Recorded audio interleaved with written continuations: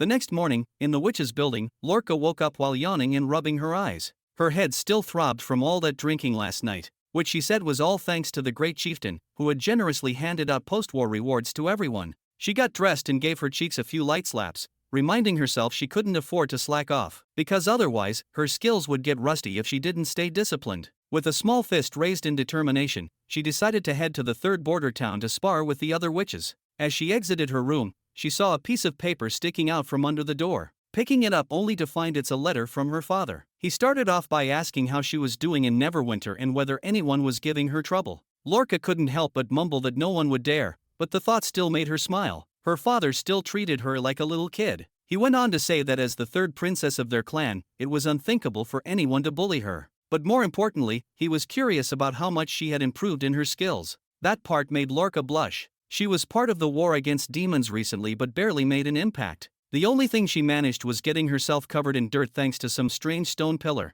In the end, she didn't even get to see the enemies. The letter also mentioned the issues in Iron Sand City. Some of the major clans who stayed behind seemed unhappy about the mass migration. However, he didn't know the details. After reading the letter, Lorca decided to find Wendy right away, hoping she could arrange a meeting with His Majesty. Wendy seemed surprised but said it was perfect timing since the king wanted to see her too. In the meeting room, Lorca found Roland sitting with a red-haired woman. She and Wendy greeted him, and Roland invited them to sit down, mentioning he had a new task for Lorca. Before that, Lorca shared the contents of her father's letter. Roland looked intrigued and urged her to continue. She reported that her father suspected some unrest among the major clans in Iron Sand City. While she didn't believe they could pose a threat to Green Waterport, but it was worth keeping an eye on them. Roland stroked his chin thoughtfully, noting that the staff department had considered this when drafting the relocation plan. However, he believed such regional issues were best handled by local forces. Lorca quickly offered to write to her father to address the situation. Roland, however, pointed out that this fell under political diplomacy and should be handled by him instead. He then introduced her to May, who smiled warmly and introduced herself. She added that she looked forward to working with Lorca. Lorca blinked in surprise and she wasn't sure what she meant by working with her. Roland reminded them that to help more people accept witches with abilities like hers, plays, he explained, were one of the quickest ways to achieve that. Realizing Roland wanted her to act in a play, Lorca immediately panicked. Hugging her tail tightly, she protested that acting wasn't her thing and suggested finding someone else. Roland reassured her, saying she wouldn't have to perform live in front of an audience. He then picked up a peculiar object, explaining that this would be more of an experiment. He originally wanted to call it a movie, but after some thought, he settled on naming it Magic Shadow instead. Curious, Lorca peered at the item in his hand. It turned out to be a time seal, a magical device that could record a scene and replay it repeatedly. And with this, she can be less nervous. May chimed in, saying this device was typically used for recording significant events like grand meetings and rituals. She couldn't help but shower Roland with praise, calling his idea a stroke of genius. Her compliments flustered Roland slightly, but he soon turned to Lorca and asked for her opinion. After all, the story was tailored specifically for her, and he'd spent half a month writing it. Lorca blinked in surprise, before reluctantly agreeing to give it a try. Once she and May left the room, Nightingale emerged behind Roland. She raised an eyebrow and pointed out that there was no way Roland had spent half a month on this since he'd only decided to do it 2 days ago. Roland coughed awkwardly, telling her not to sweat the details. If he hadn't said that, Lorca wouldn't have agreed so quickly. Besides, no one else was better suited for this role, and persuasion was part of his job. Nightingale scoffed and took a seat, nibbling on a piece of dried fish. While she didn't dispute his reasoning, she didn't think Lorca's agreeing to do this had much to do with his storytelling finesse. So Roland asked what she thought the real reason was. Nightingale hesitated for a moment, as if weighing her words, but ultimately kept her thoughts to herself. With a huff, she turned away and continued chewing on her dried fish. 3 days later, the film crew was ready to roll. Lightning hovered in the sky, holding the time seal. Then she called out, Act 1, Scene 3, action. The scene wrapped up smoothly, and May seemed satisfied. Next up was the climactic battle between the princess and the demon lord. Lorca, in her elegant dress, charged forward, declaring that the demon lord would meet his end. May watched as everyone immersed themselves in their roles, signaling the effects team to prepare. Lorca launched her attack at Carter, who was playing the demon lord, while Agatha and Wendy used their powers to add more effects. Carter, as the demon lord, blocked her strike, and in the next moment, a terrifying beast who was played by Maisie appeared behind him. And with that, May directed the crew to enhance the effects further. From atop the castle walls, Roland felt so much pride. He hadn't expected something as simple as a movie shoot could bring everyone so much closer together. Turning to Anna, who stood beside him, he asked if she wanted to join them and relax a little. Anna shook her head, explaining that she still had work to do, saying the internal combustion engine's parts needed further adjustments. Looping her arm around Roland's, she smiled, saying that being with him was the best kind of relaxation for her. As they stood together, Anna remarked that the future Roland had promised her was finally becoming a reality.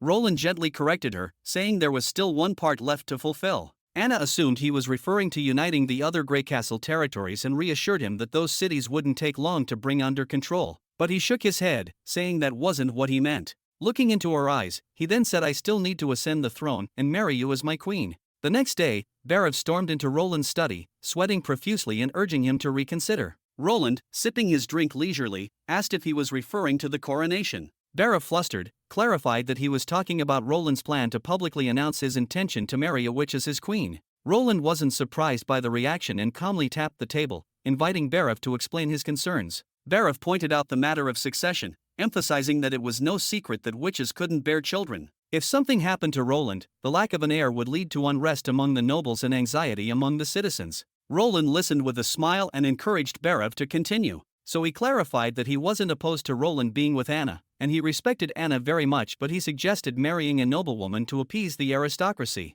What Roland did with this noblewoman afterward, Barav implied, didn't matter to him. Before Roland could respond, Nightingale materialized, and she was really mad. She demanded to know why Anna couldn't hold the title of queen. Was it simply because she was a witch? Barav was startled, his voice trembling as he insisted that Lady Anna, for the sake of the kingdom's stability, wouldn't mind such superficial matters. Nightingale sharply countered, asking how he could be so sure. She was certain Anna would never accept a puppet being inserted into their relationship. Despite his fear, Barav stood his ground, emphasizing that this was not about feelings but about succession. Roland raised his hand and interrupted their argument, calmly pointing out that Barav's true intention was simply to provide a rational outlet for potential dissenters. Barav froze for a moment, and Roland decisively stated that after defeating Zero, he had taken all her lifespan for himself. As such, he didn't need a successor. However, he acknowledged that the common folk would have a rough time believing this, so they'd require a symbolic figure for their peace of mind. He asked Barav if that was correct. Barav affirmed that this was exactly his point. A nominal heir would naturally quiet any opposition.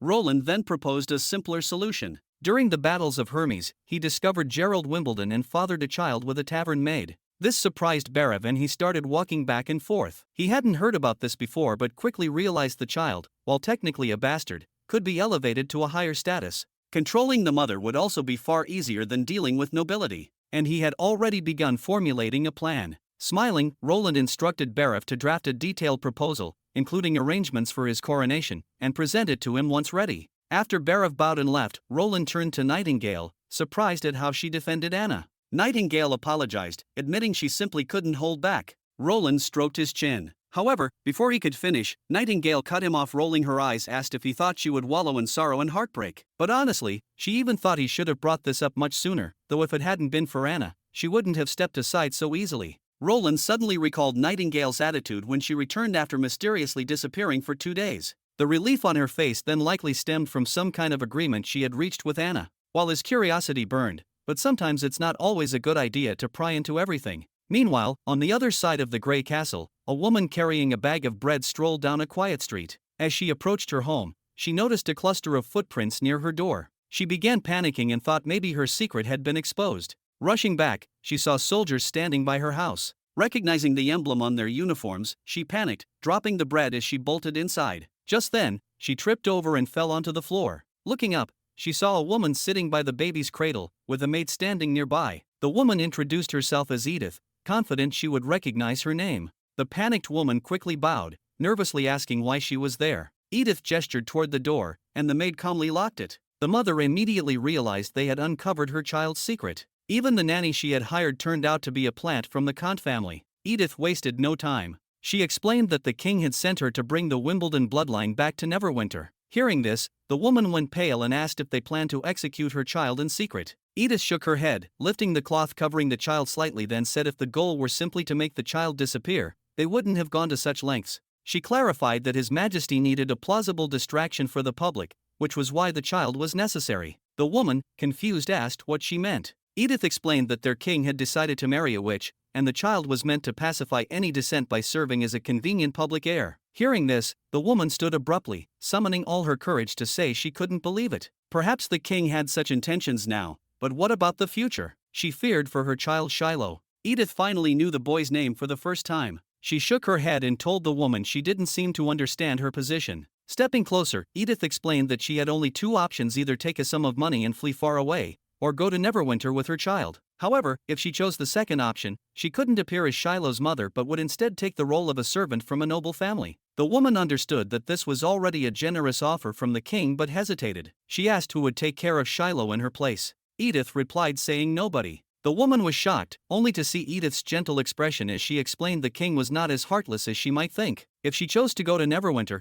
she could stay by Shiloh's side and watch him grow. The noble family she would serve no longer existed, having been destroyed in a church attack. Before her death, the eldest prince Gerald's fiancée had entrusted the child to the maid. The woman stared at Edith in disbelief, wondering if the king had done all this just to ease her concerns. She took a deep breath and asked whether Shiloh had any chance of becoming king. Edith shook her head firmly and told her not to entertain such fantasies. Desperate for her son's safety, the woman pushed for a better answer. What would happen if the king changed his mind in the future and named a true heir? Wouldn't that heir see Shiloh as a threat and try to kill him? If Edith couldn't give her a reasonable answer, she declared, she'd rather die here than hand over her child. Edith's eyes narrowed, locking onto the woman. Though terrified, the woman refused to back down. She was almost certain Edith would kill her now, and in her heart, she apologized to Gerald, regretting that she wouldn't be able to raise their child. Edith lifted the woman's chin. She said something but didn't make a sound. However, the woman read her lips, which said immortality. And then, Edith informed her that they would depart in 3 days. The woman cradled her child, remembering how His Majesty had once helped her escape the clutches of the troublesome tavern owner. She told Edith that besides the tavern owner, one of Gerald's personal guards might also know about the child. Edith reassured her not to worry, promising to take care of it. Taking one last look at the woman, Edith mused that her swift decision to reveal potential threats to her and her child showed she had some decisiveness after all. Back at the castle, the Duke greeted Edith, noting she would only stay for 3 days. He questioned why, if this task required time to brew, she could have stayed longer. Edith's expression darkened, and she asked if her father had sent someone to spy on her conversations. The Duke avoided answering directly, knowing she wouldn't divulge much if he just asked. With a sigh, Edith remarked that her father had improved somewhat, making her less worried about him these days. The Duke, slightly annoyed, brought up the real reason why he was upset. He couldn't understand what was so captivating about this king that Edith would even consider taking Lance to Neverwinter. He sounded bitter as he mentioned that Roland would rather marry a witch than form a marriage alliance with their family. She could tell he was upset that she wouldn't ascend to the queen's position. She admitted that the current nobility was so lackluster that it was no surprise His Majesty wanted to dismantle the system. Still, she had her own reasons for wanting to return to Neverwinter quickly, which was remaining at the center of power. The Duke, however, worried that if Lance left, the northern region would lose its heir. Edith tells him that noble titles had become honorary, and taking Lance to Neverwinter would ensure the Kant family remained relevant. The world was evolving, and those who didn't adapt would be left behind. Despite all this, the Duke raised a final concern. Neverwinter's power might be growing, but what if the city failed to defend against the demons? Edith patted his shoulder with a calm smile, telling him that if Neverwinter fell, having heirs for him wouldn't matter. Leaving the conversation at that, she headed off for some much-needed rest. However, the Duke wanted to know what Edith had said to the woman. Edith, with a sly grin, thought to herself that she had deliberately spoken in silence, knowing her father would send someone to eavesdrop. But right now, she wouldn't reveal His Majesty's secrets to anyone, not even her father. Back in Neverwinter, Roland was juggling multiple tasks, including working with Anna on the internal combustion engine. Fortunately, he had wrapped up the day's work. Just as he was about to relax, Nightingale suddenly appeared behind him, telling him to stay still. He glanced back cautiously, thinking there might be enemies around. Nightingale, however, plucked a single gray hair from his head and smugly declared that he must not be getting enough rest if he was already graying before 30. Roland chuckled, recalling his past life. He reassured her that he hadn't reached his limit yet. If he ever did, there would be heart problems, and eventually even coughing up blood, but before he could finish, he began coughing violently. Startled, Nightingale asked if he was okay and if she should fetch Nanawa to check on him. Roland waved her off, explaining it was just a case of swallowing the wrong way. However, she still looked concerned. Turning to reassure her, he suddenly realized how close they were and froze for a moment. He gulped nervously, but the tension was abruptly broken when Wendy walked in. Nightingale vanished in an instant, leaving Roland to awkwardly face Wendy's puzzled expression. She asked if something was wrong. Nightingale reappeared nonchalantly on a nearby chair, munching on dried fish, and quipped that His Majesty was practicing gymnastics. Roland meanwhile awkwardly rotated his body a few times. Wendy proceeded to report that today was Lightning's coming-of-age day and everything had been arranged. Roland nodded in approval, reminding her to ensure everyone's safety and notify Margaret and of course Sandbirdman as well. As evening fell, everyone gathered. In her room, Lightning lay on her bed, clutching the divine seal in her hand. She wondered what kind of branch ability she might awaken. If it allowed her to solve her weight limit problem, then she'd be able to fly across the continent with all of her gear. Rem mumbled skeptically that awakening a branch ability wasn't that easy, only to receive a sharp glare from Lily. Scroll took the opportunity to ask Wendy about the analysis of coming-of-age evolutions. Wendy explained that it was only a reference and lacked sufficient data for verification, but noted that Lightning had scored impressively high on the evaluation. Phyllis shook her head in disbelief, remarking how unthinkable such discussions would have been during the Takira era. High-level evolution was considered sacred, and openly discussing it would not be allowed. She quickly added that she wasn't against it, but Roland understood where she was coming from. It's a different time now, and it's still a bit hard for her to process. Phyllis looked towards Agatha, who was sitting next to the bed, and admitted she wasn't as adaptable as her. Roland assured her that as they kept moving forward, such scenes would become more common, and he believed that was the essence of hope. Phyllis smiled and nodded. Leaving the room, Roland found Thunder standing in the hallway. He asked why he didn't go inside to check on Lightning. Thunder replied that he couldn't focus on pretending to be Sandbirdman right now. If he went in, she would notice something was off. Roland asked if he intended to keep hiding the truth. Lightning, after all, was destined to follow the path of a great explorer. Thunder didn't answer directly. Instead, he said that someone had once told him exceptional people often fell victim to their extraordinary talents, while those with average abilities tended to live longer. When Roland asked who had said that, Thunder revealed it was Sand, the man who had introduced him to the path of exploration. Roland was surprised to hear there was actually a person named Sand in the fjords and worried that Lightning might have heard of him. Thunder explained that Sand was pretty much unknown and died saving him from a sea monster attack. Sand had said his only gift was kindness, and it was that very kindness that led to his death. That memory was why Thunder had resolved to map the unknown lands before Lightning officially embraced the explorer's life. If there were no more uncharted places, there would be no dangers for her to face. Roland finally understood that Thunder believed that eliminating the need for exploration would keep Lightning safe. Roland promised that after the Divine War, he would ensure Lightning returned to him unharmed. Thunder bowed deeply, expressing his gratitude. Just then, Wendy announced that Lightning's magic had condensed. Roland rushed back inside and asked if she felt any discomfort. The seal in her hands began to glow, and a surge of power radiated through her body. Though she didn't fully activate it, she did manage to light up the fourth magic stone. Roland wanted her to rest, but Lightning suddenly sat up, saying she couldn't wait to test it, saying she could hear something calling for her. Reluctantly, Roland allowed her to try but insisted she take Maisie and not fly too far. Lightning flew out, while Wendy and Roland wondered what Lightning's ability could be. Suddenly, the sky erupted with a thunderous boom. A blinding light illuminated the entire castle, followed by a powerful shockwave that shattered the windows. The next morning, Roland learned that some residents had been injured the previous night. A group of concerned citizens arrived at City Hall early, anxiously asking if Neverwinter had been attacked by demons. The entire city was abuzz, with a large crowd gathering in the square, waiting for an announcement. Roland sighed as Berev explained everything, saying that next time they should give him a heads up before any surprises. Trying to calm the situation, Roland directed that the announcement should state he was conducting experiments on a new weapon and that medical expenses for the injured would be covered by City Hall. After hanging up, he turned his attention to the girl, who stood by his desk with her head drooping in guilt. He asked if she had overheard the call. Trembling, Lightning admitted her mistake and said she should receive her punishment.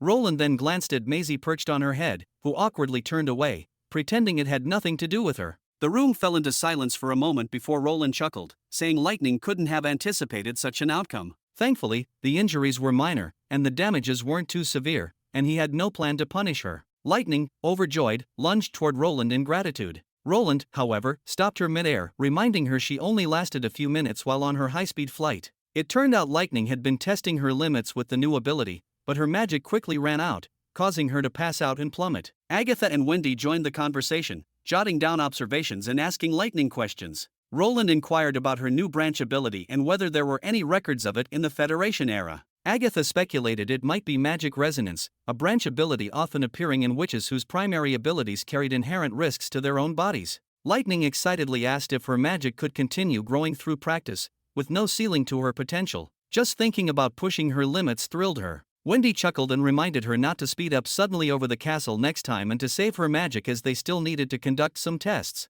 Lightning cheekily hugged Wendy, promising to behave. Looking at her, Roland suddenly asked her what would she do if there were no unexplored places left to adventure. Lightning hadn't considered the idea but quickly replied that if every continent and ocean had been mapped, she would still have the skies to explore. To her, this was a place only she could reach. Roland smiled and mused in his heart that her adventurous spirit clearly ran in the family. With everything that was happening today, Roland decided it was time to establish a new department in City Hall dedicated to giving out information. Announcements would no longer be limited to the central square bulletin board, and the department would handle news across all regions of the kingdom. Nightingale asked how citizens would stay informed without the square's announcements. Roland grinned and introduced the concept of a newspaper, pulling out a sample. With education spreading, and paper, printing, and ink issues resolved thanks to the witches, reliable communication was now possible. He noted that if rumors were allowed to spread unchecked, reining them in later would be a challenge. Wendy grasped the importance of the initiative, pointing out that witches could play a vital role. They could quickly detect events and report them faster than anyone else. And all Roland needed was someone that could run really fast. Roland clarified that he needed reporters who could identify newsworthy incidents and deploy others to cover them. Not necessarily someone who can run really fast. Wendy immediately suggested Honey for the job. Honey arrived shortly and was happy to be called over. However, the first thing she did was to inspect Roland's desk, running her fingers over it, and was a bit upset seeing it was just an ordinary desk after all. Roland, confused, asked what she meant. Honey explained that while training her owls, one of them mentioned that Nightingale spent long hours leaning against this desk every night. Nightingale, blushing furiously, rushed over to deny it, claiming the owl must have been mistaken in the dark. Honey persisted, saying owls had excellent night vision and couldn't possibly be wrong. But before she could continue, Nightingale flashed across the room and clamped her hand over Honey's mouth. Roland laughed at the exchange and, seeing Honey's enthusiasm, entrusted her with the new department. He then chuckled to himself, confident that with her around, the gossip column would never run out of stories.